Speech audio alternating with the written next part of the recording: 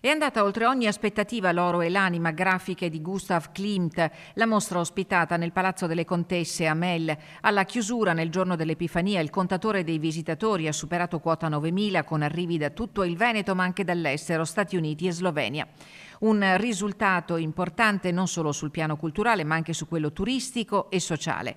In 10 settimane di apertura la mostra ha coinvolto scolaresche di ogni ordine e grado, centri diurni e case di riposo con laboratori e visite dedicate. Un successo inaspettato ma sicuramente conclamato e che conferma Mel, il comune di Borgo Valbelluna e l'intera Valbelluna come centro e polo culturale dove le persone sanno che vengono a Mel per trovare il bello nell'arte e nella cultura. Un progetto costruito grazie all'impegno di volontari, associazioni e amministrazione comunale che ha portato benefici concreti al territorio. Il messaggio che parte da qui, oltre naturalmente il successo straordinario di affluenza da tutto il Veneto, è quello che anche nei borghi, come Borgo Valbelluna appunto, si può fare arte, si può fare cultura e questa cultura e quest'arte porta anche una ricaduta sul territorio. E il percorso non si ferma qui, il Palazzo delle Contesse è già pronto a ospitare una nuova rassegna. Siamo pronti ad accogliere il pubblico per la prossima mostra. Dal 28 febbraio al 10 maggio ospiteremo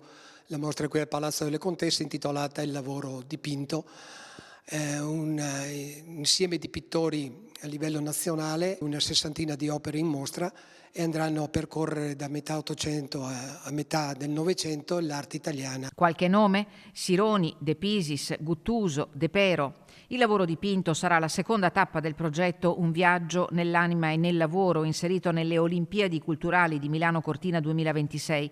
Un altro tassello per continuare a portare arte, cultura e valorizzazione del territorio nel cuore della Valbelluna.